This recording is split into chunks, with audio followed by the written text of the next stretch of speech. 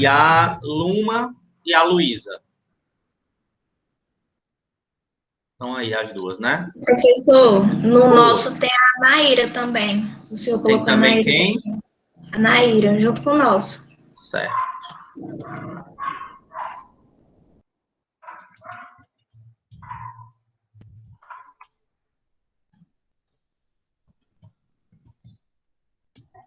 Ok.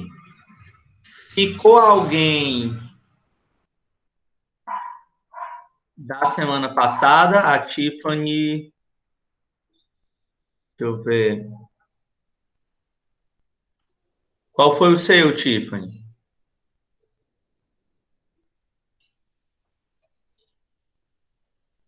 Cadê a Tiffany? Tá aí? O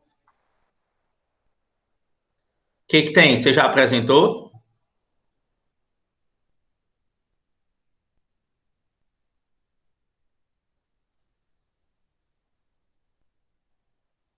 Gente, Tiffany. Abre o microfone, facilita. Pronto, então é isso. Então, eram quatro, né? Então teve a troca. O Virdelan já apresentou na semana passada. Então a gente começa, Tiffany, só confirmando. É você e a Tamara. A Tamara está aí também. Beleza, então vocês podem começar. Quem é que vai apresentar a tela para a gente?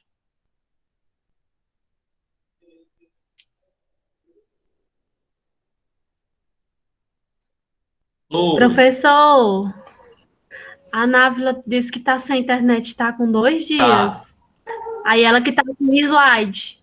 Como é que a gente Tu não faz? tem A os gente pode slides da apresentar na aula apresentação, que mulher de vem? Deus? Tem uns lá no celular, mas eu não sei passar para aí. Não, pois me mande por e-mail. Tá? A gente pode apresentar na aula que vem, fica só nós para apresentar, que ela disse que tá sem internet, tá com 2 dias. Tá certo. Eu tô falando aqui com ela, no celular. Tá. Vai, Tiffany, pois. Pode ser, Alice. Pois. Compartilha aí sua tela. E abra o microfone e fale, mulher de Deus. Como é que tu vai apresentar?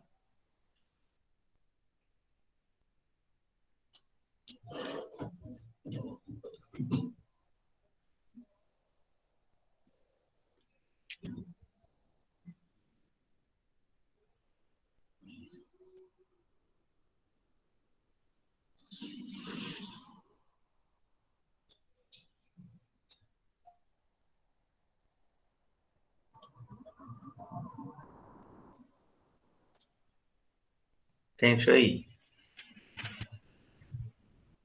Enquanto a Amanda tenta, se quiser, a gente pode. A Amanda, a Tiffany.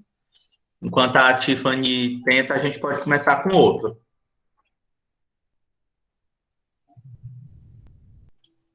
A Alice e a Návila não. Cleiton e a Amanda, podem apresentar?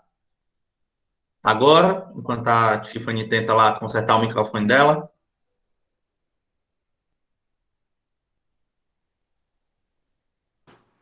Pode ser, professor.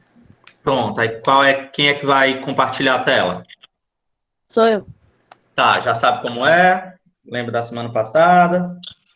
Já, peraí. Certo. Você vai clicar para compartilhar uma janela, né? A tela não, certo?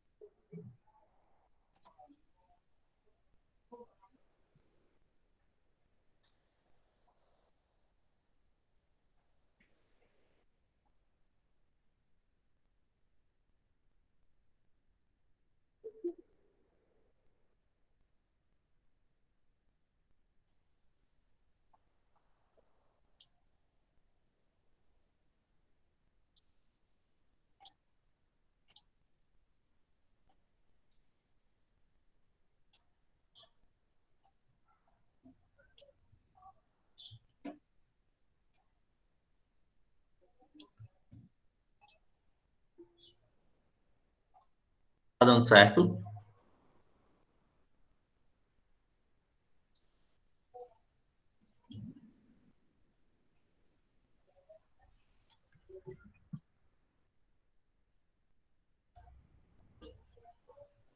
Amanda, gente.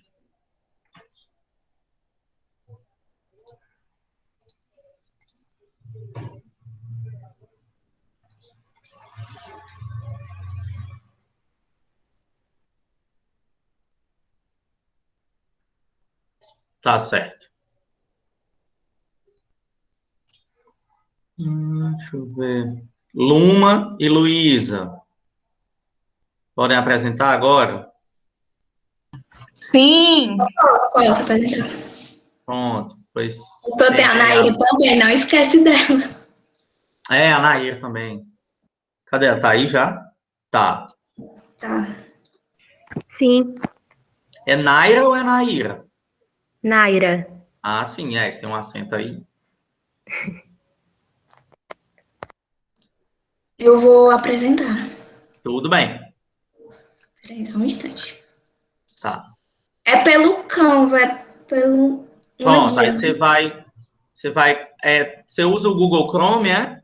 É. Aí você vai clicar em apresentar agora uma guia. E aí, quando tiver uma guia que você clicar, aí vai aparecer a guia do Pronto, Chrome, apareceu. do Canva. Aí você clica nela. Apareceu? Demora uns segundinhos, mas vai aparecer. Pronto. Aí agora, pronto, tá apresentado. Deixa eu só, então, pegar aqui as fichinhas de vocês.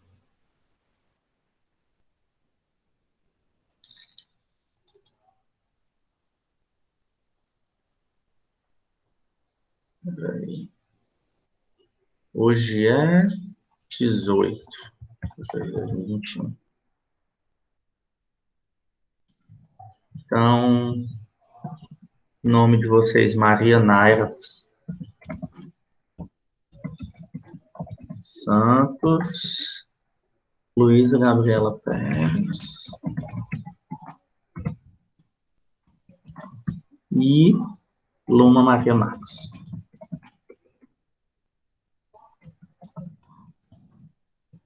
Certo. Campilovase.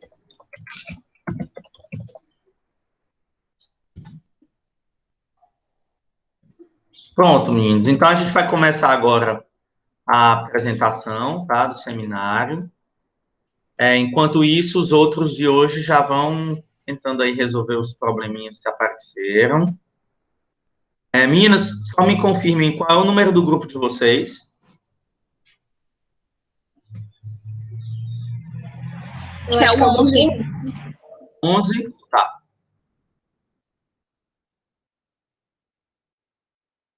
Pronto. Então, a gente vai começar agora, tá? Com essa bactéria que não é muito conhecida, mas que também é uma causadora de problemas alimentares, que a gente precisa saber, né, que existe, precisa conhecer um pouco para poder a gente aumentar o nosso leque de conhecimento acerca disso, tá? Então, podem ficar à vontade, a palavra é de vocês. Eu estou aqui, caso vocês tenham alguma dúvida. Pode ficar à vontade. tá bom, eu que vou começar. Bom dia, gente. A gente vai falar da bactéria Campylobacter spp. Passa. Aqui, né, são as famílias da Campylobacter, que inclui 32 espécies, 13 subespécies no gênero Campylobacter, 9 no gênero Arcobacter e 7 no gênero Sulfuroluspirilum. E uma espécie no gênero, eu não sei pronunciar esse nome aí. Aí são aqui, certo? As 32. E aí, como a gente está aqui, eu vou falar um pouco a história dessa bactéria, como é que ela surgiu. Ela foi primeiramente descrita lá no ano de 1886 pelo cientista Theodore, né? Onde ele encontrou uma bactéria de forma helicoidal, só que foram feitas vários testes sem sucessos para o crescimento desse micro-organismo, né? Só lá em 1913, pelo Mike Feider e o Stockman, eles encontraram, né, acharam uma cultura pura dessa bactéria, certo? Só um minuto. Chamada Vibrio, que altamente é conhecida como a Campylobacter, né, que foi isolada no útero de uma ovelha.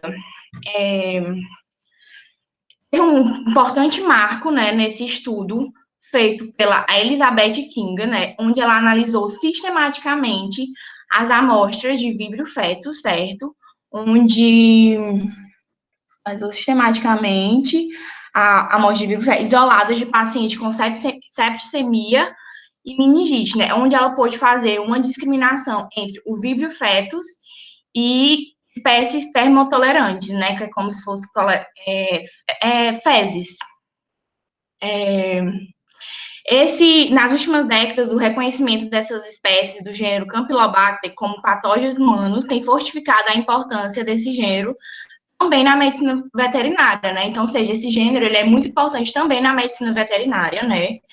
Algumas espécies, como a Campylobacter jejuni, a Campylobacter coli e a Campylobacter fetus, elas têm sido consideradas importantes zoonoses, certo? E também resultaram até em estudos dirigidos na área da epidemiologia, patogenia, biologia molecular e taxonomia. Pode passar. Aqui eu vou falar um pouco, né, das características gerais, certo? Desse micro-organismo, né, desse gênero, né, que são bacilos curvos, espiralados, muito finos e compridos, certo?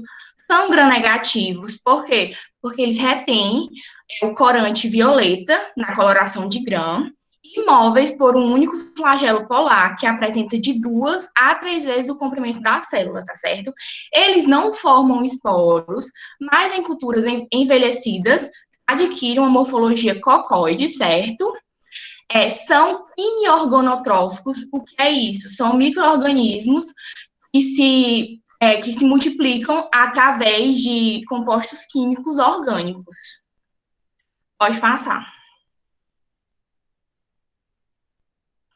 A característica mais marcante desse gênero Campylobacter é a microaerofilia, é o quê? Que são organismos que se multiplicam na baixa tensão de oxigênio, né? Ou seja, o crescimento dele é inibido quando a concentração de O2 é menor que 3% e maior que 15%, né? O ideal ali é nos 5%.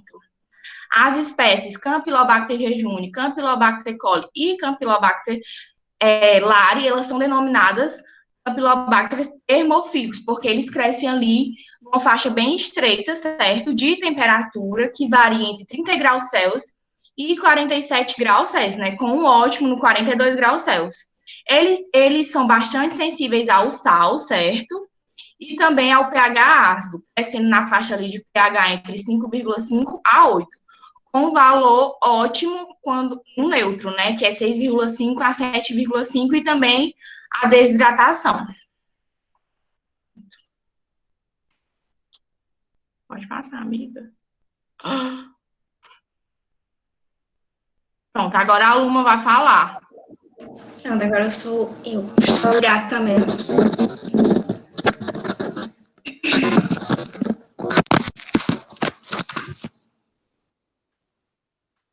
Estão me vendo? Também me vendo? Sim. Tá. As características gerais. A campylobacteriose, ela é uma zoonose de distribuição mundial, né? Como a Luísa falou, é também muito importante para a medicina veterinária. E as espécies de Campylobacter, elas são organismos associados a animais de sangue quente, sendo comensais do trato gastrointestinal de bovinos, suínos, ovinos, felinos, cães, roedores e das aves. E foi demonstrado que um grande percentual dos animais de corte possui esse micro-organismo nas fezes. As aves constituem o principal reservatório de Campylobacter jejuni, sendo possível encontrá-lo em fezes e carcaças de aves recém-abatidas, E as aves são portadoras naturais de Campylobacter. No entanto, não apresentam sinais clínicos da enfermidade. O suíno, ele é o principal portador da Campylobacter coli, podendo também ter a Campylobacter jejuni. E muitos casos de enterite humana estão associados ao consumo de água e de alimentos de origem animal contaminados. Enfim, teve o contato do animal nos alimentos. E, clinicamente, o gênero Campylobacter ele tem sido reconhecido como agente de enterocolite humana transmitida por alimentos em diversas partes do mundo. E 2 espécies deste gênero, que é a Campylobacter jejuni e a Campylobacter coli, são isoladas na maioria dos casos de infecção por Campylobacter, que tem, proporções diversas em vários países. Por exemplo, nos Estados Unidos, acredita que cerca, que é maior dos casos de Campylobacter do que de Salmonella e Shigella juntos. E muitas investigações clínicas e epidemiológicas têm estabelecido que a Campylobacter jejuni é uma das causas mais comuns de enterite bacteriana no país. Já no Brasil, tem se demonstrado que a Campylobacter jejuni é também importante agente de gastroenterite aguda e crônica, afetando principalmente as crianças aqui no país. Um instante. Vou passar. Aí, como elas são transmitidas? Como eu falei, que são vetores por animais, e são os animais infectados, transferência fecal, oral e fluidos corporais dos animais em cortes ou a partir de feridas, mordidas de animais infectados e consumo de alimentos, né? Carne ou leite infectados. Patogenia. A enfermidade varia de uma forma branda, de curta duração, a um quadro mais severo e prolongado com características semelhantes à shigelose e à salmonelose. Algumas vezes, a infecção pode mimetizar um quadro de apendicite e resultar em uma cirurgia desnecessária. E as mortes causadas pela infecção de Campylobacter são raras, mas quando ocorre, atinge principalmente criança, idoso ou pacientes portadores de alguma doença mais séria. A eritromicina tem sido o remédio de escolha para o tratamento de Campylobacter nas infecções do trato gastrointestinal. E os sintomas de infecção da Campylobacter incluem dor abdominal aguda, diarreia, que pode conter sangue, náusea, dor de cabeça, dor muscular, febre. E a diarreia se inicia geralmente 24 horas antes de todos esses sintomas. Essas são as principais espécies associadas às infecções humanas, que é a Campylobacter fetus, intestinalis, retos, concisos, saliensis, jejuni, coli e Lyme. Agora é a Naira. Tá me vendo? Bom dia. Eu sou a Naira e vou falar sobre os alimentos como fonte de infecção. As principais fontes de transmissão, né, são os alimentos de origem animal, como ela falou anteriormente. A bactéria se encontra principalmente no trato digestivo de animais como aves, bovinos e suínos. E isso acontece porque a bactéria compõe a microbiota intestinal desses animais, principalmente desses animais, na verdade. A carne de ave mal cozida, o leite não pasteurizado e a água não tratada também podem ser contaminados. Pode passar, por favor. Pronto, o diagnóstico. O médico ele pode obter a amostra de fezes, enviar ao laboratório e assim iniciar o cultivo e a identificação dessas bactérias. Esse é o procedimento mais comum que aconteça, mas como as culturas das fezes demoram um pouco a serem concluídas, Então, em alguns casos, são utilizadas também a cultura de amostra de sangue, tá? E aí existe uma técnica onde é realizada para agilizar esse processo de identificação referente às fezes, que no caso é a técnica de reação em cadeia polimerase. Então, após a identificação das bactérias, as mesmas vão ser testadas para verificar quais serão os antibióticos a serem utilizados contra a bactéria. Pode passar, por favor. A gente trouxe uma matéria, era para estar aí. Tá, a gente trouxe uma matéria, no caso do... Você está me ouvindo? Sim, estamos sim. Tá, a gente trouxe uma matéria do G1, onde em uma cidade de Rio Grande do Sul, Santa Maria, teve um surto, né, no caso de uma doença com bactérias, e a causa específica não havia sido encontrada ainda, não foi encontrada ainda, na verdade, mas em alguns exames que foram feitos, foram identificadas duas bactérias, que seria a Campylobacter e também a Escherichia coli, acho que é esse o nome. E é isso.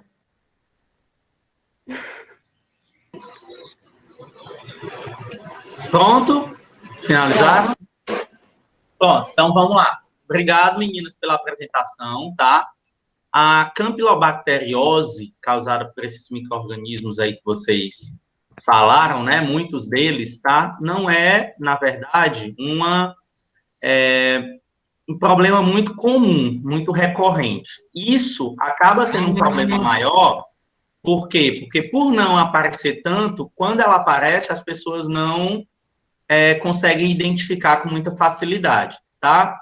Então, os alimentos, né, que estão mais evidenciados aí em relação à campylobacteriose é o leite cru, que não foi pasteurizado, por exemplo, ave mal cozida, carne de frango mal cozida, água não tratada, carnes cruas, né? Então, a gente tem esses alimentos como aqueles que são principalmente comprometidos por conta da presença dessa bactéria, né? Como vocês falaram. E aí, cerca de 2 a 7 dias depois que o alimento foi ingerido, o que acontece? Você tem, começa a ter, né? Começa a apresentar dor abdominal, começa a apresentar febre, diarreia, fezes aquosas, ou então com muco, que a gente consegue observar, inclusive. Pode ter caso que as fezes sejam sanguinolentas, que apresente aí uma quantidade relativa de sangue nas fezes, ou, em algumas situações, aparece também o vômito, que não é tão comum, tá? Aí, acho que vocês falaram, né, a diarreia, ela geralmente dura uma semana, e aí o micro-organismo, que é o Campylobacter, ele ainda consegue ser transmitido pelas fezes, mesmo depois dos sintomas, de 2 a 3 semanas, porque ele vai saindo nas fezes, né, do ser humano. E aí, se você não tem uma higiene sanitária ali naquele local, você pode estar contaminando um curso d'água que vai ser utilizado por outra pessoa, e aí pode acabar contaminando aquele curso d'água e as pessoas ficarem doentes. Qual é o grande problema também da campylobacteriose? É que ela pode evoluir. Então, quando ela evolui, a Campylobacter, eu gosto muito de estudar uma doença chamada artrite reumatoide. Eu venho até estudando muito ela ultimamente. Ela é uma doença inflamatória, autoimune, que dá principalmente em mulheres com o avanço da idade, onde você adquire anticorpos contra as suas próprias articulações. E aí, os seus anticorpos vão destruindo as suas articulações, tá? E aí, existem outras doenças reumáticas, que a gente chama, como, por exemplo, a espondiloartrite, que ela pode ser causada, ela pode ter um gatilho, ela pode ser iniciada pela presença de micro-organismos. E a Campylobacter é um desses micro-organismos que pode ser uma válvula de início para a produção de autoanticorpos, né? Contra, na artrite reumatoide, por exemplo, ou na espondilite espondiloartrite, por exemplo, por micro-organismo. Então, isso é um agravamento da evolução clínica que o paciente pode ter por uma infecção por Campylobacter. Então, a pessoa teve artrite reumatoide, a pessoa teve espondiloartrite reativa. Foi por conta de uma bactéria alimentar? Sim, e são doenças completamente debilitantes, onde a pessoa começa, se ela não for, né, se tratando com medicamentos relativamente caros, ela vai começar a ter as articulações, né, vão ficando defeituosas, não, como é a palavra, meu Deus? As articulações vão... ela não deixa de ser, né, ela não consegue mais que as articulações façam a sua função normal, e além disso, ainda tem uma síndrome que ela é muito conhecida por evolução de doenças infecciosas, que é a síndrome de Guillain-Barré. Então, a síndrome de Guillain-Barré, que inclusive a gente percebeu que ela é comum na infecção pela Zika, tá? Então, a gente já percebeu que quando a pessoa tem Campylobacter, ela pode evoluir para a síndrome de Guillain-Barré, que é uma paralisia muscular, tá? É uma doença autoimune. Essa doença autoimune, ela causa uma debilidade muscular, muitas vezes levando a uma paralisia, e aí a gente tem que ter cuidado, principalmente em pessoas, crianças inferiores a 5 anos, porque não tem ainda uma resposta imunológica suficiente contra essa doença, tá? E jovens de 15 a 29 anos, que são as pessoas mais atingidas. Tá? Então, esses são os grupos de risco que a gente tem para a campylobacteriose, causada pelo Campylobacter jejuni, que é uma bactéria termófila.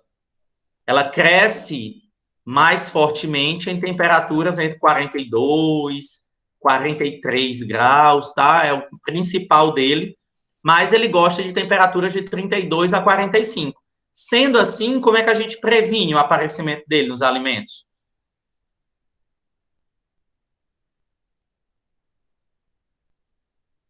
Hein, povo?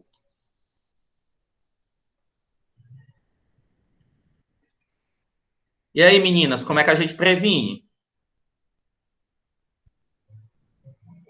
Por exemplo. Higienizando? Hã? Higienizando? Não, porque ela não está na carne de frango, mal cozida, por exemplo. Quando tá em temperatura quente, né? Então, refrigerado. Refrigerando, porque ela gosta de temperaturas altas. Então, quando a gente refrigera, a gente impede que esse micro-organismo cresça. Tá certo?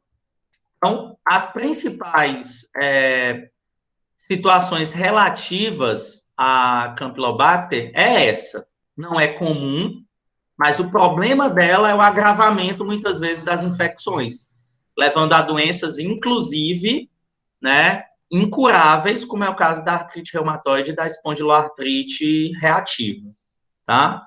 Então, aí, depois que a pessoa criou anticorpos contra as suas articulações, por exemplo, ela só vai ter que utilizar aí medicamentos que vão diminuir essa reatividade, mas depois de criado, não tem mais como voltar atrás, tá? Então, lembre-se que a Campylobacter é uma doença aí antropozoonótica. Ela causa doenças em animais que podem passar para os seres humanos, tá certo? Então, meninas, obrigado. Me mandem um seminário lá pelo link que a gente tem no Moodle, para que eu compartilhe com o pessoal, tá? A apresentação de vocês foi boa. Algumas considerações só que eu tenho para fazer. Muito cuidado com os slides. Estavam bonitos, mas tinha alguns slides que tinham muito texto, e isso acaba confundindo a gente, porque a gente não consegue ver onde é que está a informação que vocês estão falando na hora, tá? Então, cuidado, tenta colocar em tópicos, isso serve para todo mundo, são as dicas que eu estou dando. Tentem colocar em tópicos, tá? E esses tópicos que vocês vão colocando, aí vocês vão falando, tá certo? Vocês vão falando à medida que vocês vão colocando só lá nos tópicos. Outra dica que eu dou para vocês, aí, cuidado com o nervosismo. Professor, tá na hora de ficar nervoso? Tá. A gente está no começo do curso ainda, tá na tranquilidade, mas tentem trabalhar o nervosismo mais um pouco, dona Luísa, tá certo? A gente estava percebendo que você estava Tá nervosa. bom, professor. Calma, relaxe, dá certo, tá? Então, dá uma respirada, fala um pouco mais devagar, vai na fé que dá certo. Vocês estudaram para isso.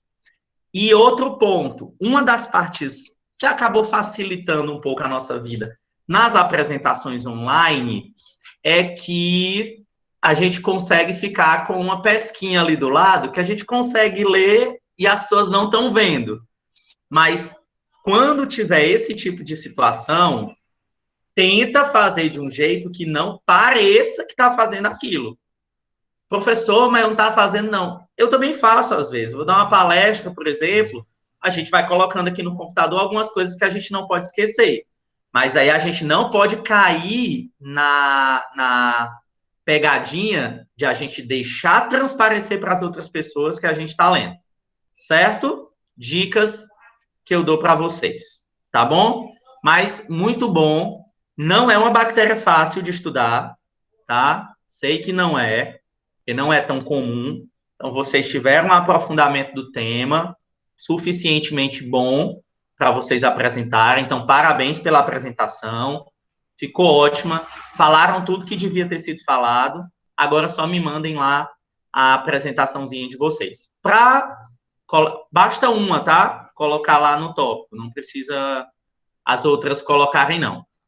Inclusive, a de Clostridium perfringens, a de Salmonella, a de Escherichia coli e a outra que já me mandaram, que eu não estou lembrando o nome, já estão lá no tópico dos seminários, tá? Para vocês acessarem.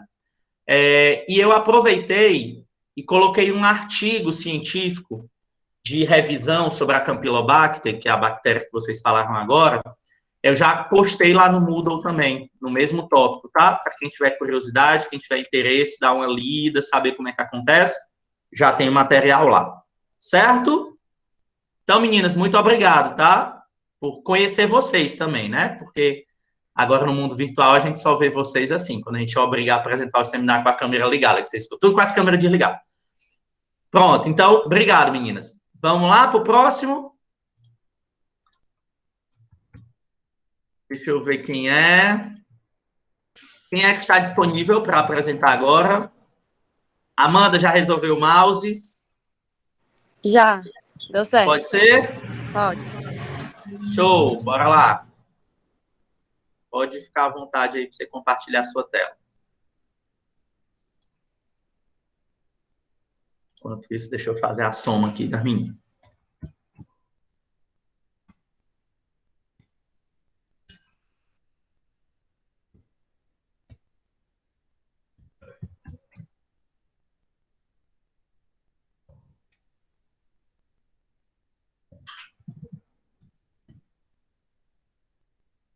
Pronto. Tô gostando de ver vocês usando o Canva. Deixa eu só anotar aqui, então. Amanda e Cleiton. Primeira dica. Já que vocês vão falar de um micro-organismo específico, já coloca ele na tela, tá certo? No título da apresentação, tá bom? Só uma dicasinha mesmo. Gaiatinha, né? Espera aí.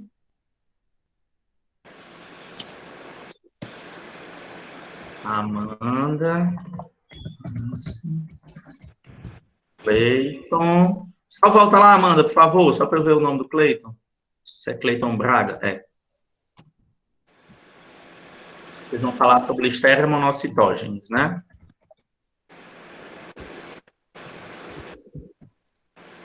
Ok. Então, como vocês estão vendo já aí no slide, né, os meninos... Amanda, qual é o grupo? Desculpa. Acho que é o 9 ou é o 8. Quem sabe é o Cleiton. É, Cleiton? Tá, tem aqui. É o 10. Bom, então, a Amanda e o Cleiton, né, vão falar agora sobre um micro-organismo interessante, não que os outros não sejam, tá? Mas um micro-organismo bem interessante, com algumas peculiaridades. que é a Listeria monocytogenes. Então, já estou dando uma dica aí para saber o nome, como é que fala. Então, Amanda e Cleiton, Eu pode tava muito ficar. em dúvida. O Cleiton tava falando que era listéria, aí eu vi uns vídeos que era listeria.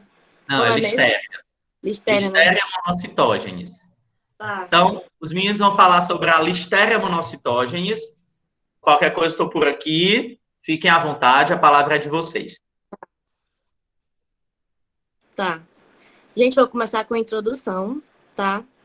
Que a Listeria monocytogenes, ela foi identificada e reconhecida no ano de 1927, mas só lá a partir dos anos 80 que ela começou a se tornar algo preocupante mesmo, uma questão de saúde pública, pela comunidade científica, pela indústria alimentar e pela população no geral, pelos consumidores. De onde ela surgiu? Ela foi isolada de diversas fontes ambientais, bem como as fezes de mamíferos, de aves, de peixes e de insetos, mas a fonte principal desse micro-organismo é através do solo e da matéria vegetal em decomposição. Também estima-se que 5% das pessoas normais sejam portadores dessa bactéria em suas fezes. Vou falar agora umas características gerais da bactéria, as principais, pelo menos, que são: elas sobrevivem de 0,4 a 45 graus, mas a sua temperatura ideal para crescimento é de 30 a 37 graus. Assim como também elas sobrevivem por longos tempos em alimentos congelados e elas não são encapsuladas, ou seja, elas não possuem proteção da célula bacteriana, elas não são formadoras de esporos, elas fazem parte dos bacilos da classe dos gram-positivos, ou seja, a sua coloração é arroxeada para um azulado, por aí. Elas são flageladas, ou seja, a sua mobilidade é através dos flagelos, que são aquelas perninhas, eu acho que todo mundo deve saber do que se trata. Elas são resistentes ao cloro e ao sal, né? Espera aí que eu tô... E também elas são anaeróbio facultativa, ou seja, elas sobrevivem com ou sem a presença do oxigênio. Onde é que a Listeria monocytogenes é encontrada? Como eu falei lá no começo, ela vem através do solo, né? E da matéria vegetal em decomposição, ou seja, os vegetais são grande alvo dessa bactéria. Assim como eu falei das fezes do peixe e tal, tem os peixes, assim como o leite não pasteurizado e também dos alimentos enlatados, por causa de todo o lance industrial e tal, todo o processo industrial. Agora é a parte do Cleiton.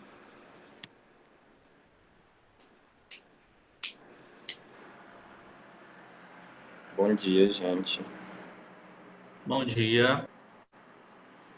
Bom, essa bactéria, ela é causadora da maioria dos casos de listeriose, que é uma doença de intoxicação alimentar causada pela ingestão de água ou de alimentos contaminados pela Listeria monocytogenes. Os sintomas, eles podem variar e podem ser divididos em não invasivo, onde a sintomatologia ela se torna um pouco mais leve, semelhante a sintomas gripais, ela invade mais ali o TGI, o trato gastrointestinal, onde os sintomas podem variar em febre, dores musculares, náuseas e diarreia. Esses sintomas eles podem começar entre 3 e 7 dias após a pessoa entrar em contato com a bactéria. Já se a listeriose for invasiva, ou seja, se ela se espalhar para outros tecidos, como por exemplo para o sistema nervoso, os sinais e sintomas eles podem incluir dores de cabeça, torcicolo, confusão ou mudanças no estado de alerta, perda de equilíbrio, convulsões. Em alguns casos também mais específicos, podem ocasionar aborto em gestantes, meningite em neonatos. Pode passar, mano.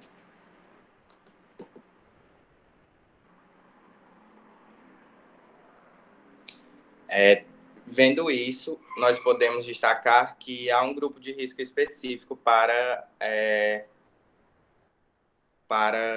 a infecção com essa bactéria. Tendo em vista que a multiplicação dessa bactéria ela é intracelular, ou seja, ela se multiplica nas células, podendo ir para os órgãos, né? Logo, o controle dessa listeriose necessita de uma imunidade mediada. Assim, algumas pessoas se tornam mais susceptíveis a adquirirem a doença. Como, por exemplo, aqueles pacientes imunocomprometidos, que são aqueles transplantados, hospitalizados, que estão passando por quimioterapias, enfim. Recém-nascidos, idosos, e também a gente dá um enfoque nas mulheres grávidas, né, que possuem um alto risco de desenvolver a infecção e pode disseminar nos períodos de pré-parto e intraparto da mãe para a criança e pode causar aborto ou morte do recém-nascido. Nesse caso, os recém-nascidos eles podem adquirir a infecção, podendo adquirir essa infecção de uma forma precoce, onde os sintomas eles podem aparecer horas após o nascimento do bebê, podendo ocasionar também problemas no trato respiratório da criança, tendo alta mortalidade. Ou uma forma mais tardia, onde os sintomas vão aparecer 2, 3 dias após o nascimento, também com casos de meningite, também que tem alta mortalidade. Pode passar. Pode passar.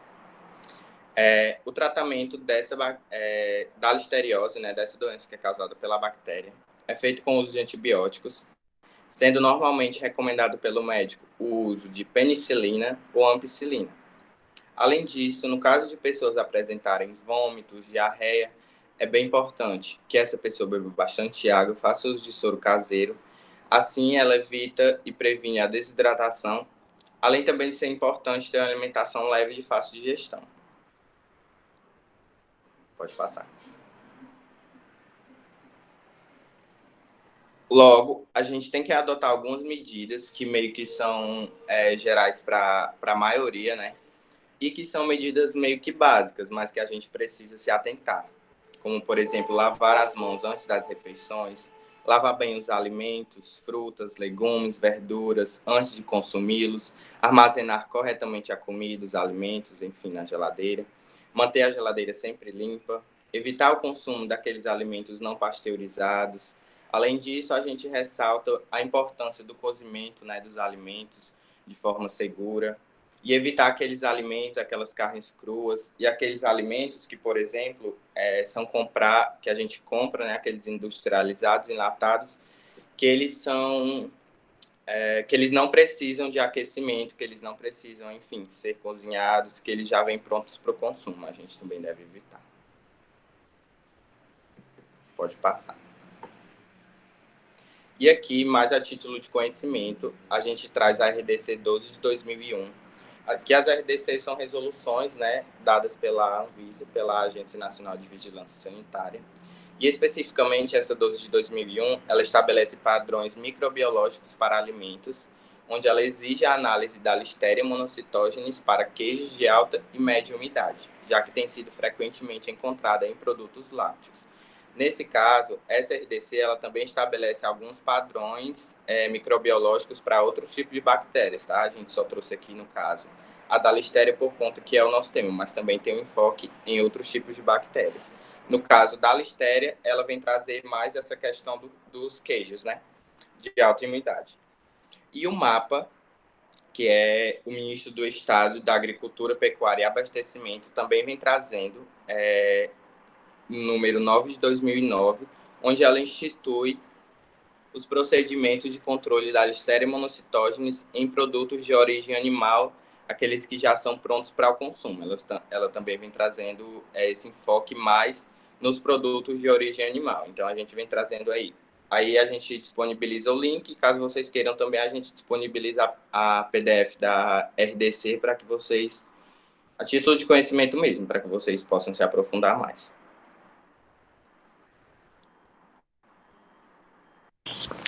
Pronto, gente. Para finalizar, a gente trouxe essa notícia do UOL, que aconteceu no Habib's, em Porto Alegre. Que algumas pessoas foram comer esfirras e passaram muito mal. E nisso começaram a denunciar. E eles foram lá, né, analisar o Laboratório Central do Estado e descobriram que tinha 3 tipos de bactérias diferentes. Uma delas era a Listeria monocytogenes. Nisso aqui a gente deixa o alerta, porque a gente nunca sabe de onde é que esses alimentos vêm, a gente não sabe de que solo foi que foi tirado, a gente não sabe como é que foi o processo industrial, como é que foi o transporte. Então, às vezes os alimentos estão com as bactérias, né, e tal, e a gente não sabe. Nisso, eles levaram um processo bem grande. E é só para deixar o alerta mesmo. E a gente vai deixar disponível também essa notícia, que é muito interessante. Por fim, gente, a gente quer agradecer pela atenção de todos, né? E enfocar sempre que a prevenção é o melhor remédio. E a gente quis também deixar aqui o enfoque para vocês se cuidarem, usarem máscara, ficar principalmente em casa nesse período. Obrigado pela atenção. Obrigada, gente. Obrigado, meninos. Não, eu quis falecer com com o Lula sendo grupo de risco da listéria. Ai, que eu chorei. Não, e detalhe, eu não sei se vocês perceberam, mas além do Lula, a Tata Werneck também é grupo de risco, né? Vocês viram. Então, gente, seguinte, obrigado pela apresentação, vocês são... muito obrigado pela apresentação de vocês, tá? Da mesma forma, né, eu peço que vocês baixem... tá, eu disse lá, coloca a apresentação de vocês lá no Moodle. Como vocês esperam no Canva, não sei se vocês sabem, mas dá para baixar em PDF, né? Você clica em baixar PDF, aí ele baixa em PDF. Aí um de vocês posta lá no Moodle, tá? Na tarefinha que tem dentro do nosso tópico de seminários, que aí eu posto para o restante do pessoal. Eu coloquei, pessoal, já está baixado? Ótimo, Amanda. Eu coloquei para vocês lá também um artigo que foi feito aqui em Fortaleza, que ele avalia a presença de salmonela e de Listeria monocytogenes em presunto comercializado em supermercados daqui de Fortaleza, tá? Então, eu coloquei lá para quem tiver também a curiosidade, né, de dar uma olhada, de observar lá em relação a essa bactéria, tá? A Listeria monocytogenes, ela não é tão comum, mas ela é não tão comum assim, entre aspas, tá? Mas ela é muito perigosa para determinados riscos, para determinados tipos de pessoas, grupos populacionais. Então, por exemplo, ela é muito problemática, tá? E pode causar problemas sérios em gestantes, em recém-nascidos, em fetos, crianças com mais de 60 anos, pessoas que têm o sistema imunológico deprimido, né, ou que têm HIV, que fizeram transplantes de órgãos. Então, a gente tem um problema sério em relação a essas pessoas, porque ela pode ser fatal. Então, ela pode levar a pessoa à morte, né? A gente pode ter a invasão do tecido por essa bactéria. Inclusive, quando essa bactéria ela entra em contato conosco através... Não, crianças e Cleiton. Mas tem gente aí, né, com mais de 60 anos que é criança também. Crianças e pessoas com mais de 60 anos.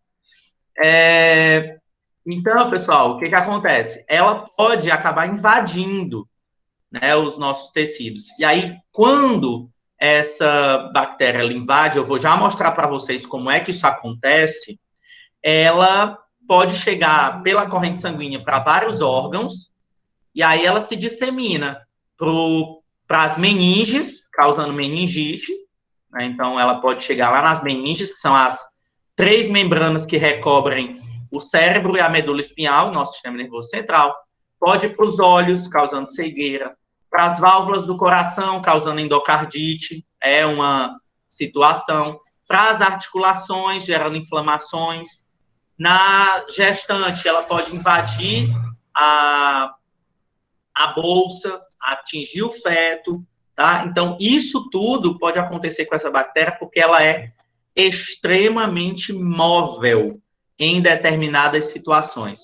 Uma coisa super interessante que a gente tem em relação à Listeria, tá? É que ela é uma bactéria imóvel, mas quando ela entra em contato com a nossa célula, ela se transforma numa bactéria móvel.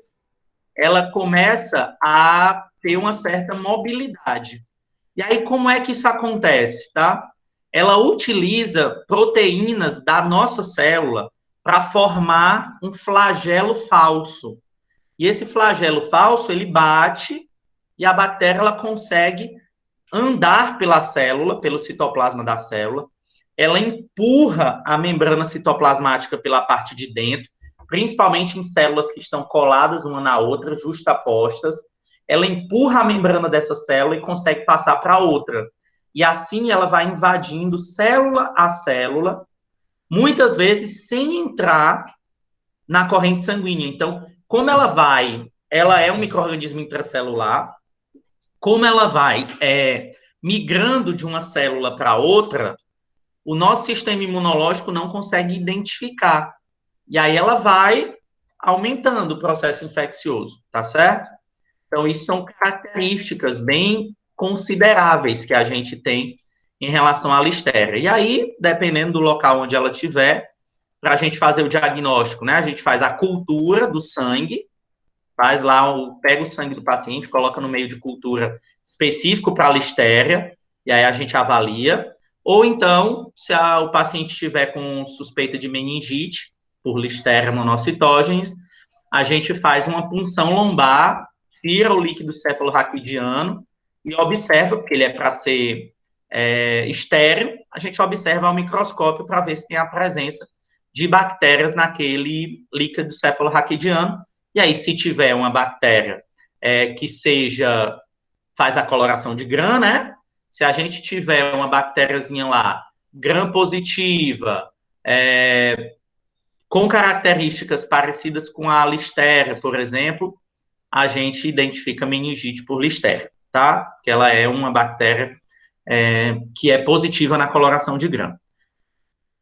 Deixa eu ver o que mais que é importante a gente falar dela. Os métodos de prevenção, os meninos também falaram, né? Como é que a gente previne essa bactéria? Um ponto importante, tá? Essa bactéria, ela tem uma faixa de temperatura muito alta de crescimento.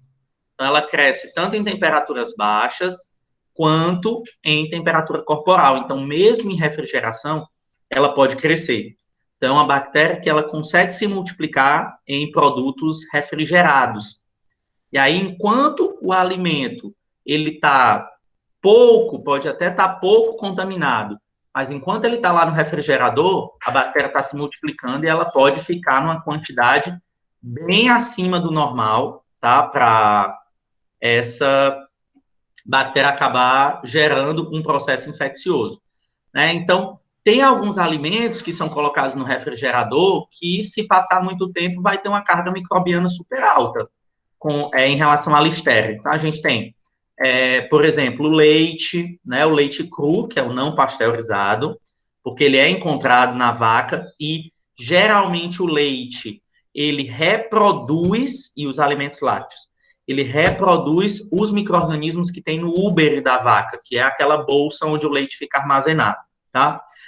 A gente tem que ter cuidado também em aqueles alimentos prontos para o consumo, que ficam refrigerados. Então, patê, pasta de carne, queijos, né, que são alimentos lácteos, principalmente aqueles queijos camembert, queijo fresco, tá, que não passou por algum tipo de pasteurização, ele fica refrigerado e a bactéria está se multiplicando, tá? Então, são algumas situações que a gente precisa ter cuidado. Então, mulheres grávidas, evitar esse tipo de alimento, tá? Por conta exatamente do risco que corre baseado na infecção da listéria, que pode causar a listeriose. Certo, gente? Então, beleza, meninos, muito obrigado, Amanda e Cleiton, pela apresentação, tá? Foi ótima, assim como a das meninas que vieram antes. E agora a gente tem o próximo, que será quem? É só a minha equipe, professor, que a gente vai se apresentar só na próxima semana. Não, mas tá faltando outra, eu acho. Tem mais uma. A de vocês é qual?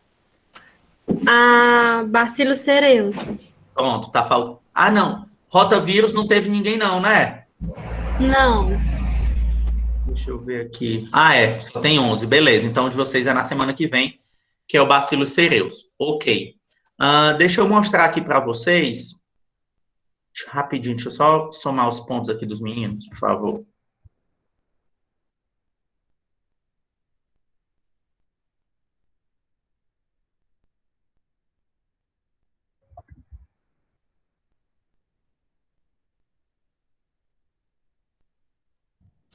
Só um instantinho, tá?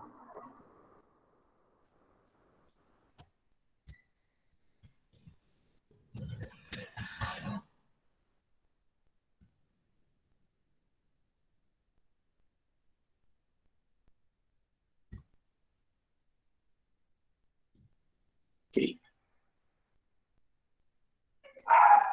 São as notas aqui que eu já estou somando. Pronto. Deixa eu mostrar para vocês aqui, pessoal, uma coisa interessante sobre esse micro-organismo. Ah! Lembrei uma coisa que eu ia falar, doutor Cleiton. É seguinte, quem de vocês está fazendo... Toda vez eu pergunto isso, mas a disciplina da professora Larissa, Higiene e Vigilância Sanitária. Junto com essa. O Arthur está fazendo, Eduardo, Ravena, pronto, um monte de gente. O Cleiton mostrou para a gente uma legislação. Qual foi a legislação que o Cleiton mostrou? Para falar sobre os padrões microbiológicos em alimentos. Qual foi, Cleiton? RDC número 12 de 2001, né? RDC número 12 de 2001 é a RDC que define os padrões microbiológicos. Ou seja, ele diz a quantidade permitida e não permitida de micro-organismos em cada um desses alimentos. No leite, quais são os micro-organismos que têm que ser pesquisados, qual é a quantidade permitida e não permitida de cada um.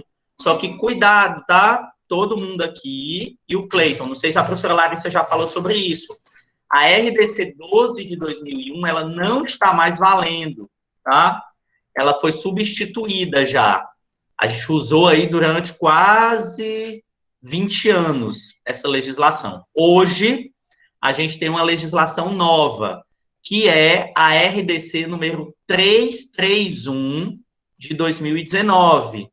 Então, RDC 331/2019. E a instrução normativa, a gente tem uma instrução normativa também, que é a instrução normativa número 60, que em 2019 também, porque as duas se complementam. Tá? Só um instante que eu vou espirrar. Ai, quem é que estava aí espirrando também? E a instrução normativa 60 de 2019, que substituíram a RDC número 12. Certo, Cleiton? Ela não está mais valendo, tá? Cuidado, porque a gente teve uma atualização nos valores de classificação microbiana. Quando o Cleiton falou, eu me lembrei de falar para vocês depois e acabei esquecendo. Diz, Cleiton. Ah, é porque tu levantou a mão, aí eu achava que ia falar. A professora Larissa vai falar com vocês sobre essa atualização, certo? Então, vamos lá, deixa eu compartilhar aqui com vocês uma coisa.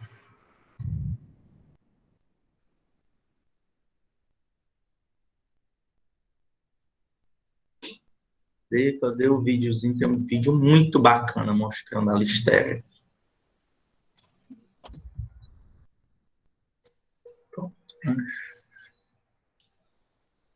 Deixa eu ver aqui.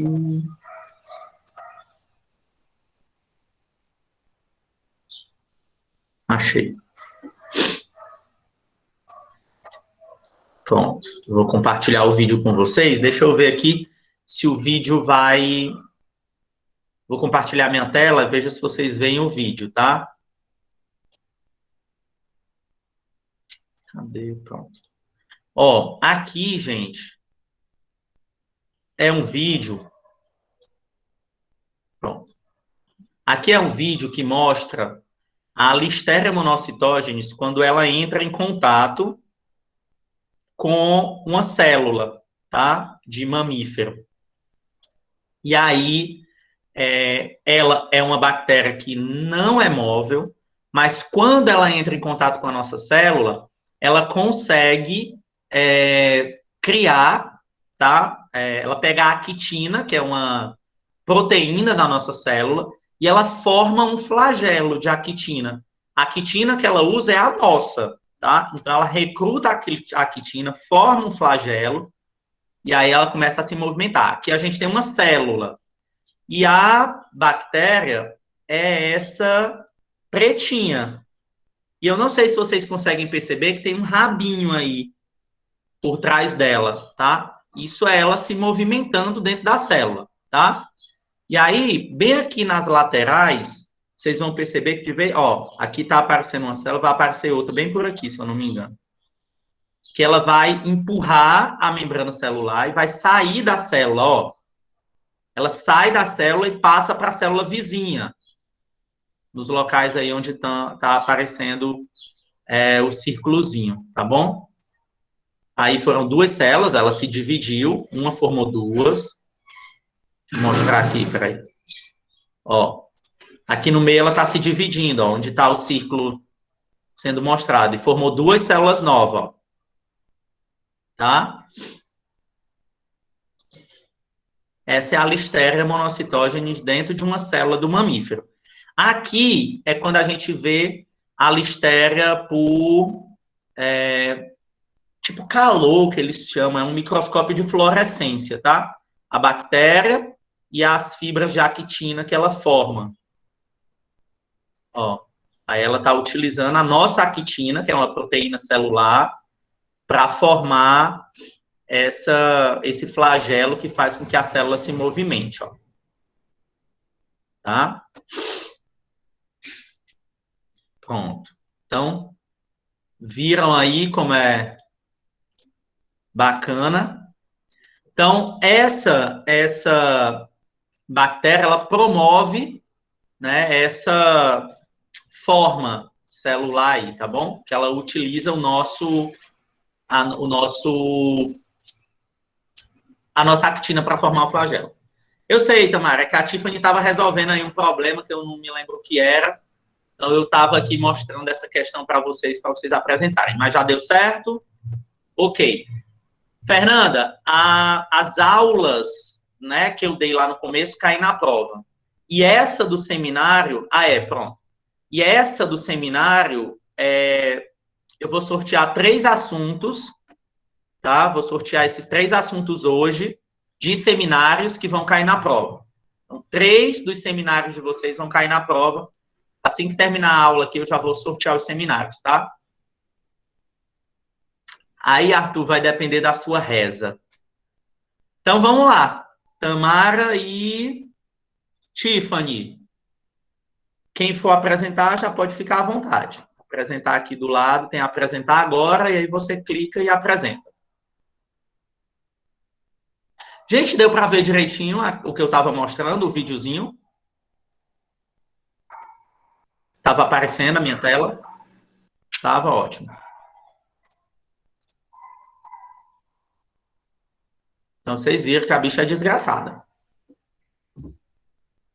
E aí, me digam, Tamara e Tiffany, se está dando certo aí. Apresentar, ligar o PowerPoint ou o Canva.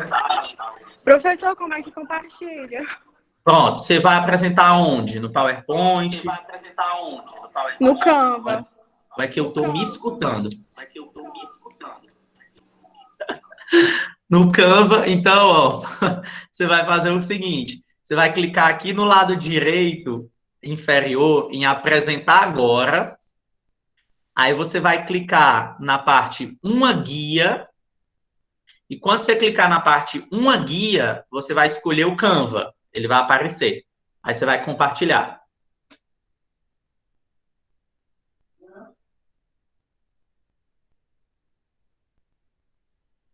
Pronto, vai aparecer aqui. Deu certo. Deu, aí agora você clica em apresentar, ali em cima. Calma, que vai aparecer ainda aí.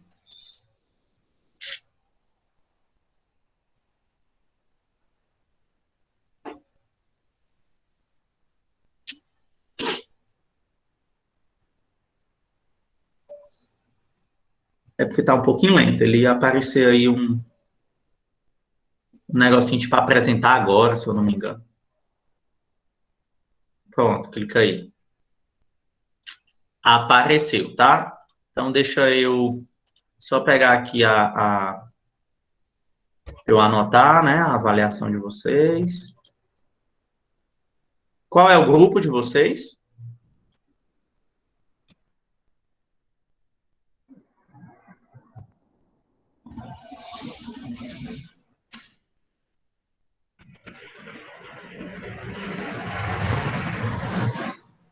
É o 3, se eu não me engano. É o 3.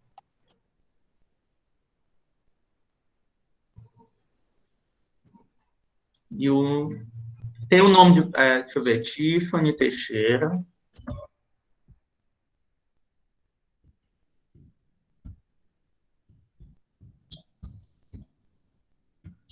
E Tamara Alves.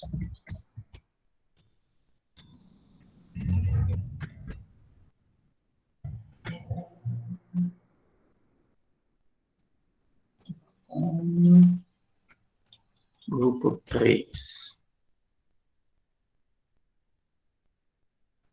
Ok, então, meninas, a gente já está vendo aí a tela de vocês, tá? A gente vai falar sobre a Shigella.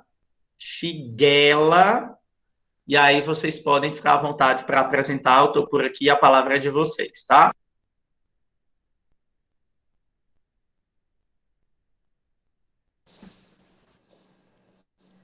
Tá aparecendo pra vocês? Pra mim não tá.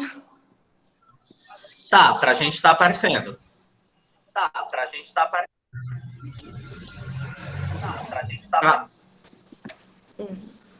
Deixa eu... Quem é que tá apresentando? É a Tiffany. Aí tu não tá vendo a tua tela aí? Do Canva? Tô não. Só tá assim, você tá apresentando para todos. Tô não. Mas tu não tá na tela... Tu tá em qual tela? Do Meet ou a do Canva?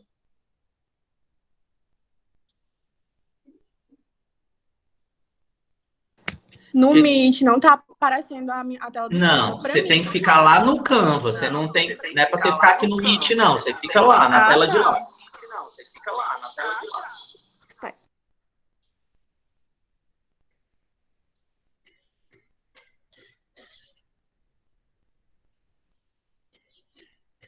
Aí, se vocês estiverem aí com as câmerazinhas, liga as câmerazinhas.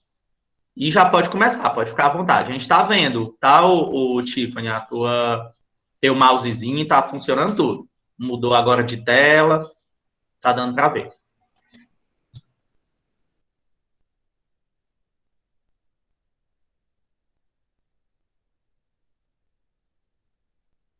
Eu não sei se você já tá falando, mas seu microfone tá desligado. Peraí. Eu tô pelo celular e pelo computador, porque o áudio do meu computador não tá funcionando. Tranquilo.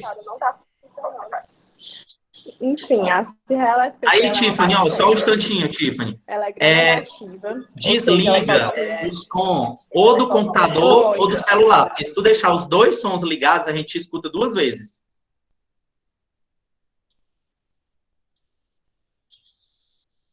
Aí tu deixa o microfone do celular ligado, mas desliga o som do computador.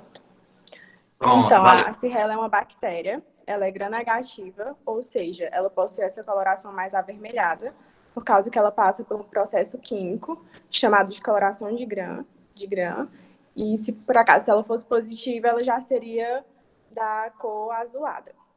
Ela é uma bactéria do tracto intestinal. Ela é anaeróbica facultativa, ou seja, ela pode sobreviver tanto com a presença ou sem a presença do oxigênio. E ela tem esse formato de bastonete, como eu deixei aqui na imagem do lado. Vou passar aqui.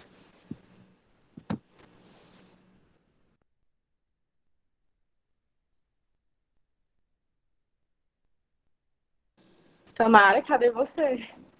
Tô aqui, calma. Então, as shiguelas, elas crescem em ambientes com temperaturas entre 10 e 45 graus Celsius e tem uma temperatura ótima de 37 graus, ou seja, onde a temperatura de faixa de crescimento é máxima. O pH entre 5 e 8, mas podem sobreviver em períodos curtos de tempo em pH inferior a 4,5. Atividade de água. Elas podem sobreviver com baixa atividade de água por longos períodos de tempo em alimentos como a farinha. Passar.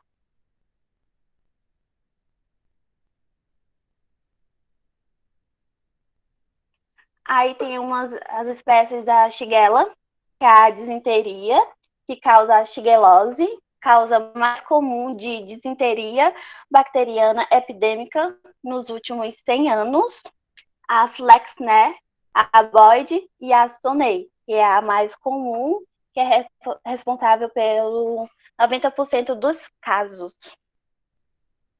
Vai parar. Só um instantinho, me permitam, tá? Só fazer uma correçãozinha, ó. Presta atenção aqui no negócio. Quando a gente for, inclusive, quem estava apresentando o da Listeria também, eu esqueci de falar, tá?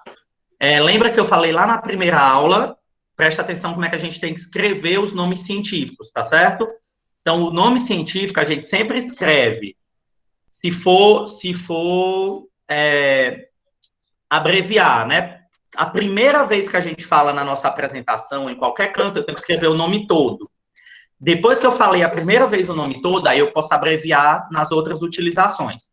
Como é sempre a primeira letra maiúscula, ponto, o restante, espera aí que eu vou escrever, restante minúsculo, do jeito que eu coloquei aí no chat, ó, e tudo em itálico. Tá? Então, nunca façam assim, ó, SH ponto, por exemplo, certo? Sempre nome científico, seja qual for, a primeira letra maiúscula, ponto, o restante do nome todo minúsculo e tudo em itálico, tá? A gente tem que ter cuidado, porque quando a gente está escrevendo no Word, no PowerPoint, nesses cantos, quando a gente bota o ponto, ele automaticamente bota a próxima letra maiúscula. Aí fica errado. Então, a gente tem que ter cuidado e prestar atenção em relação a isso, tá? E só finalizando, ó, o nome das espécies, tá? Shigella disenteria, Shigella flexneri, tá faltando aí uma última letra, Shigella boyd e Shigella sonei. São as 4, tá certo? Shigella disenteria, Shigella flexneri, Shigella boyd e Shigella sonei. Tá? Podem continuar.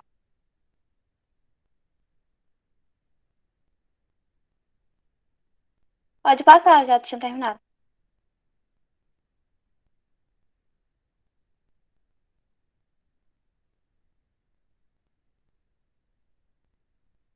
Ela não tem flagelo, é fermentador sem lactose, não forma esporos, urease e oxidase negativa, e uma forma de identificar a Shigella é em meios como H. McConger. Complica não, Tamara. Agar McConkey. McConger. É difícil pronunciar esses nomes. Português. Tu tá complicando, mulher, querendo falar inglês. É McConkey. Tá, entendi. Vai lá, tá.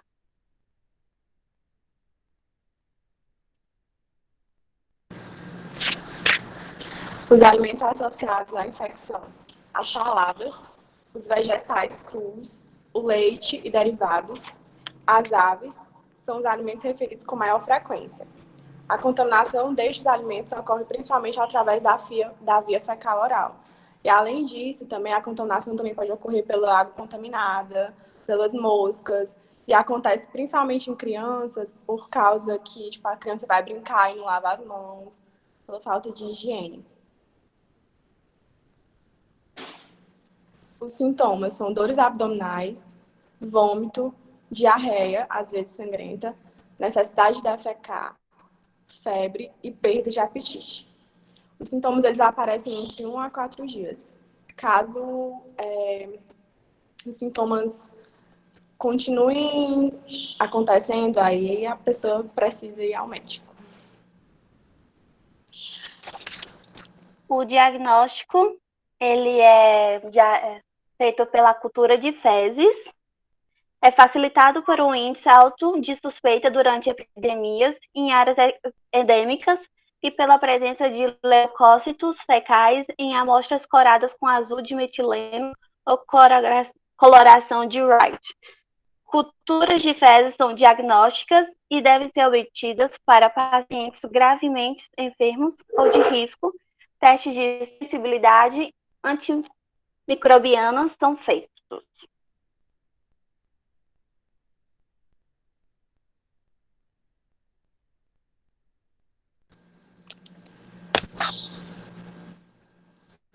Tratamento. Na maior parte dos casos, a cirrose é tratada naturalmente pelo organismo. Ou seja, a gente possui... Ai, tô nervosa. Porém, para aliviar os sintomas Fique não, e relaxe seu acelerar a coração. recuperação, são aconselhados alguns cuidados, como beber pelo menos 2 litros de água por dia ou soro, evitar remédios para a diarreia, pois evitam que a bactéria seja eliminada, fazer uma alimentação leve, com poucas gorduras ou alimentos com açúcar.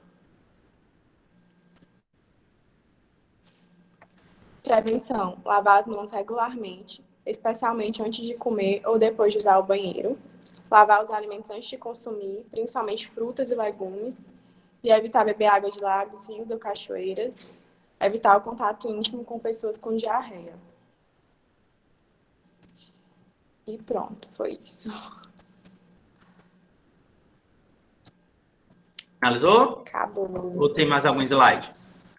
Sim. Não, já acabou. Tá. Pronto? Pronto, né? Então, gente, vamos lá. Obrigado, meninas, pela apresentação, tá? A gente está falando aí sobre uma bactéria bem problemática, tá? A Shigella é uma bactéria muito virulenta. O que isso significa? É uma bactéria que possui uma capacidade de causar doença muito grande, porque como a gente já, inclusive, falou em outras situações, as bactérias, elas precisam de alguns pontos para que elas tenham a capacidade de causar doenças nos seres humanos, tá? Então, a gente tem os fatores do alimento, os fatores da bactéria e os fatores do hospedeiro, que no caso somos nós. Quando nós estamos falando relacionado aos fatores da bactéria, um dos pontos é a virulência desse micro-organismo, ou seja, as armas que ele tem, tanto para nos invadir, quanto para se defender contra os nossos processos de defesa. Quanto mais armas ele tiver para escapar do nosso sistema imunológico e para nos invadir, mais virulento ele é. A Shigella é uma bactéria extremamente virulenta. Tá? Ela possui várias armas para nos invadir, para nos infectar. E, por conta disso, a gente não precisa de uma quantidade muito grande, né, dessas bactérias para causar a doença. Enquanto a maioria das doenças transmitidas por alimentos em que está envolvida a presença de bactérias precisam de milhares, de dezenas de milhares de bactérias sendo ingeridas para que a doença se estabeleça, quando a gente está falando da Shigella, a gente está falando de 10 a 100 bactérias. 10 bactérias, tem noção? 10. 1, 2, 3, 4, 5, 6, 7, 8, 9, 10. Só 10. Ela já é capaz de causar doença. Então, de 10 a 100 bactérias presentes no alimento, que isso para a microbiologia é muito pouco, já é capaz de causar a doença, tá? Por quê? Porque, além de tudo, ela ainda possui a capacidade de ser resistente ao ácido clorídrico que a gente tem no estômago. Então, ela passa pelo nosso estômago, ela tem resistência a esse ácido gástrico, e aí ela vai lá para o intestino, e quando a gente tem a shigellose acometendo crianças mais jovens, aí a gente tem um problema de saúde pública bem sério. Os adultos são relativamente mais resistentes. Então, eles vão ter a infecção de uma forma mais branda. Mas as crianças são as que mais sofrem em relação à shigellose. E aí, qual é o problema da shigellose? É que ela está muito interligada com problemas de saúde pública, problemas sanitários inadequados. Ela está muito presente em áreas que são densamente povoadas, superpovoadas, como países em desenvolvimento, em que a gente tem a presença de muitas pessoas morando em palafitas, próximos de rios, de cursos d'água, com falta de saneamento. Por quê? Porque a Shigella ela tem uma transmissão muito parecida com a da Escherichia coli, que é o coliforme fecal mais conhecido que a gente tem. Tá? Então, essa bactéria, quando a gente recebe através de alimentos contaminados ou água contaminada por fezes, principalmente, porque as pessoas que estão com a Shigellose, elas acabam defecando próximo aos cursos de água, e aí essa água contaminada vai ser utilizada na irrigação, vai ser utilizada para produção de alimentos. Quando a gente tem esses micro-organismos causando essa Shigellose, por um dos 4 sorotipos, né, que a gente viu, seja ela a Shigella sonens, seja ela a Shigella dysenteria ou disenteria, flexneri, aboide, cada uma delas pode causar uma doença diferente. Um dos pontos relativamente positivos é que quando eu tenho uma infecção pela Shigella flexneri, por exemplo, que é um dos subtipos, um dos sorotipos, que no caso da Shigella a gente divide também por letra, a Shigella dysenteria é o sorotipo do grupo A, a Shigella flexneri é a do grupo B, a Shigella boide é a do grupo C e a Shigella sonei é a do grupo D de dado. Quando a gente tem uma infecção por um desses sorotipos, geralmente a pessoa ela fica imune por vários anos contra aquele sorotipo. Então, ela pega a imunidade contra o que causou aquela primeira infecção, e aí ela pode pegar mais 3 vezes, tá? Isso durante vários anos ela fica com a imunidade contra aquele sorotipo que a atacou daquela vez. E aí, quando nós temos, né, a presença de outros sorotipos naquela região, ela pode adoecer novamente, tá? A Shigella, pessoal, ela penetra na mucosa do intestino, e aí quando ela penetra nessa mucosa do intestino, o intestino começa a produzir um muco. Então, ele secreta um muco que é natural das células intestinais. Além disso, a gente pode ter no paciente febre, inflamação, porque vai ter infiltração de leucócitos naquela região, inchaço e uma lesão na mucosa superficial do intestino, tá? Então, juntando tudo isso, a gente tem um processo de lesão e um processo inflamatório. Nos adultos, vai aparecer cólica, porque ela vai causar dor abdominal por conta da lesão, tá? Além disso, tenesmos fecais. O que significa tenesmo? É uma urgência em a pessoa defecar. E, nesse caso, quando a pessoa defeca, aí ela tem um alívio temporário dos sintomas. Isso em adulto. Quando a gente está falando de criança, principalmente as crianças menores, a gente tem um início muito rápido, súbito. A criança tem irritabilidade, tem febre, tem sonolência, falta de apetite, náusea, vômito, dor abdominal, vontade de defecar, distensão abdominal. Tudo isso, pessoal, vai começar de forma repentina. Depois que a criança começa a evoluir o processo da doença, aí a gente vai apresentar também nessas crianças a presença de fezes com sangue, com pus e com muco. Desse processo de evolução, porque a Shigella é altamente virulenta para crianças, pode chegar a um certo ponto, desculpem, pode chegar a um certo ponto em que a criança ela pode ter mais de 20 vezes a ida ao banheiro por dia.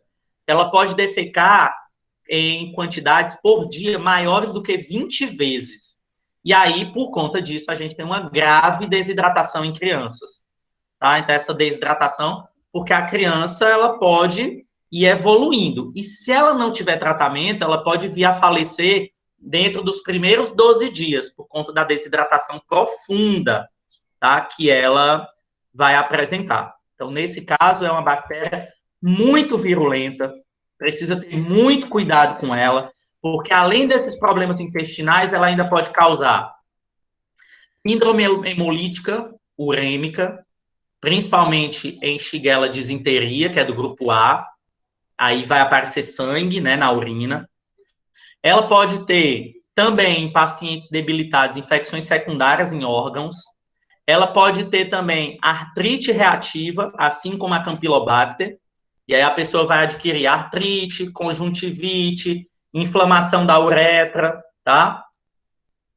Pode apresentar também, não tão comum, mas dependendo se ela for sistêmica na criança, a criança pode apresentar convulsão, pode apresentar miocardite, que é uma doença cardiovascular, perfuração intestinal, tá certo?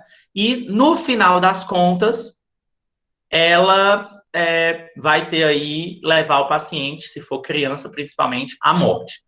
Então, é uma bactéria problemática por conta da sua virulência. Eu coloquei para vocês também, lá no Moodle, um artigozinho de revisão falando sobre a Shigella, tá? Então, lá tem falando sobre isso, sobre o modo de prevenção, que o principal, que depende da pessoa, é mão sendo lavada com água e sabão antes de manipular alimentos, tá?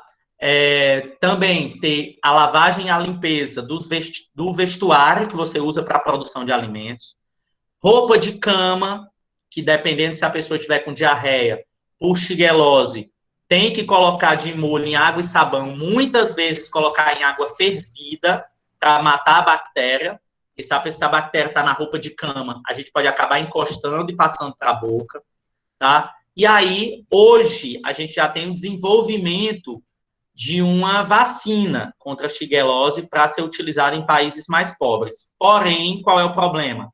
Ela é uma doença que a gente chama de doença negligenciada. O que significa doença negligenciada? Vocês sabem?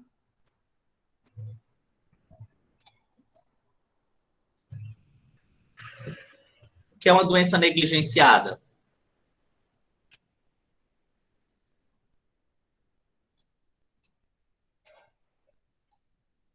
Pode chutar, meu povo. Só não me deixe falando só.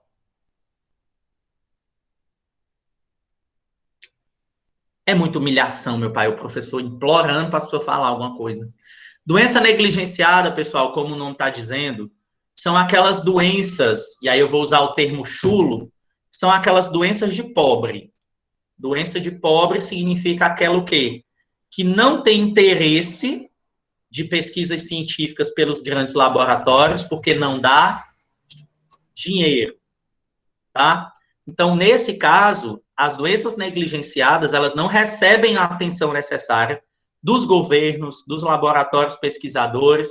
Por quê? Porque são pessoas que não têm dinheiro para comprar medicamento, para comprar vacina contra essas doenças. Então, a gente tem as verminoses, são doenças negligenciadas, doença de Chagas é doença negligenciada, leishmaniose é doença negligenciada, a dengue é doença negligenciada. Então, por isso que a gente não tem pesquisa científica suficiente. A gente ainda não tem vacina eficientemente produzida para a xiguelose, por quê? Porque como ela é uma doença que depende de saneamento básico, nos bairros mais ricos, nos países mais ricos, a gente tem saneamento básico. Então, o índice de xiguelose é pequeno. Então, não se tem interesse em pesquisar sobre essa doença. Tudo bem? Entendido, pessoal? Então, esses são, né? Essa é a xiguelose. Semana que vem a gente tem o Bacillus cereus. Porém, eu vou já fazer aqui logo o sorteio dos nossos seminários para caírem na prova. Como a gente falou no primeiro dia de aula, são 3. E vou fazer a chamada de vocês, tá?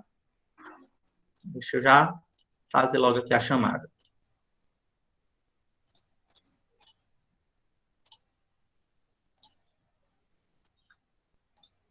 Pronto.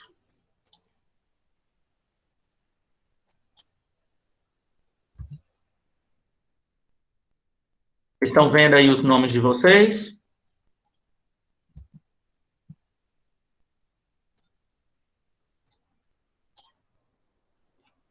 Sim, ok. Então, bora lá. Alice, Presente. Amanda, Presente. Cleiton, tá aí. Presente. Viderlan, Aqui. Arthur, Oi. Davi, Cairo, Letícia, Luísa, Fabiola, Luísa Gabriela, Presente. Luma, Presente. Maria Eduarda, presente, Maria Fernanda, Presente. Maria Mila, Maria Naira,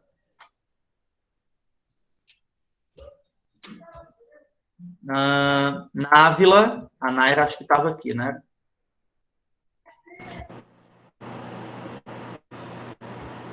Quem abriu o microfone? Eu, Ravena. Ah, tá. A Naira estava aqui, eu acho, né? A Návila.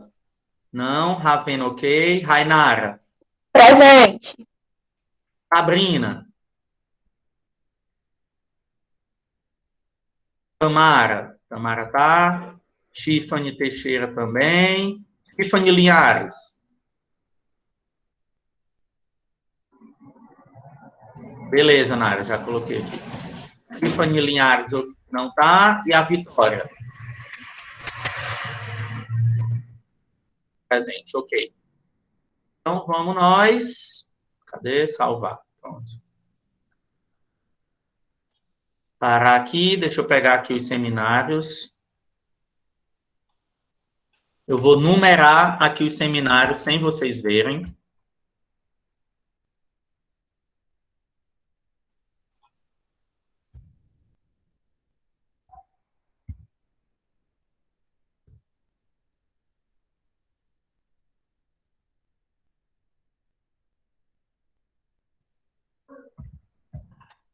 Pronto.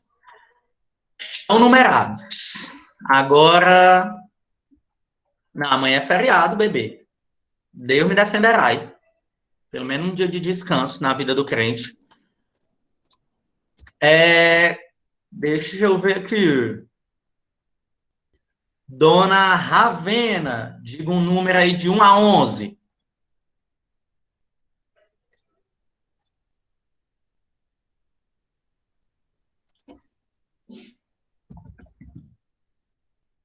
Opa, deixa eu anotar aqui as... Espera. Pronto, Ravena disse o número 8, deixa eu só abrir aqui para eu anotar, senão depois eu esqueço até qual foi o seminário que caiu na prova. Micro de alimentos manhã. Seminários P1. Pronto, bora lá. Número 8. Deixa eu ver qual é. Do grupo. Foi o seminário do grupo 4. Seminário do grupo 4. Salmonela, tá? Então, o primeiro. Salmonela SPP.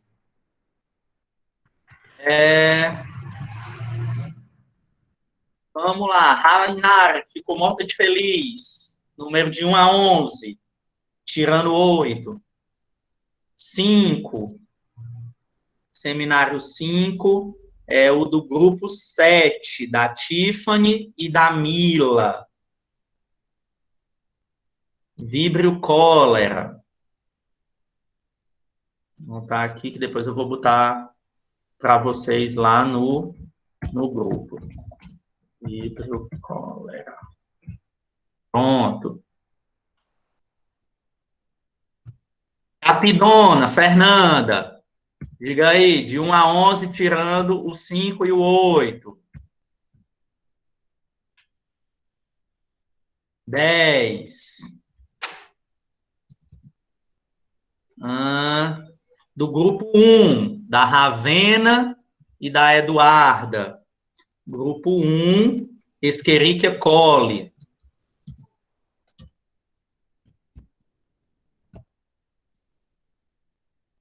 Pronto. Quer o teu, Arthur? Então vamos botar mais um. Em vez dos 3, vamos botar 4. Então, peraí. Sim, pronto. Tô brincando. Pode chorar. Aí o pessoal tudo matando o Arthur depois, né? Então, vamos lá. Vou colocar aqui para vocês os 3 temas. Tá aqui, ó. Aí no chat. Eu vou colocar lá no Moodle também, tá? Então, aí estão os 3 que vão cair. Salmonella, Vibrio cólera e Escherichia coli. Tá? Então, Vibrio cólera, Escherichia coli e Salmonella são os 3 seminários que vão cair na nossa AP1. Então, estudem, tá? Eu vou colocar lá para vocês material complementar sobre essas bactérias, para vocês terem mais acesso, né, a estudar sobre ela, tá? A nossa AP1, os outros professores já devem ter dito para vocês como é que vai funcionar. Então, vocês têm 7 dias para fazer. Abriu a prova, você tem 12 horas para resolver aquela prova, tá certo? Vão ter questões objetivas e vão ter questões subjetivas misturadas. E a nossa prova, ela vai de 0 a 6, porque os 4 pontos já são os pontos do seminário. Tudo bem? Dúvidas? Ok? Então, vamos lá. Agora partiu estudar. Semana que vem, a gente vê aí o Bacillus cereus, que é o nosso último seminário, e a gente continua de acordo com o nosso cronograma. Tá bom? Então, meninos, muito obrigado. Pessoal dos seminários de hoje, por gentileza, coloquem os seminários lá no Moodle, no tópico para postagem das tarefas, para poder eu compartilhar também com o restante do pessoal, tá? Então, pessoal, tchau, tchau. Bom feriado, bom final de semana. Se cuidem, saúde para todo mundo e até semana que vem. Beijão. Tchau.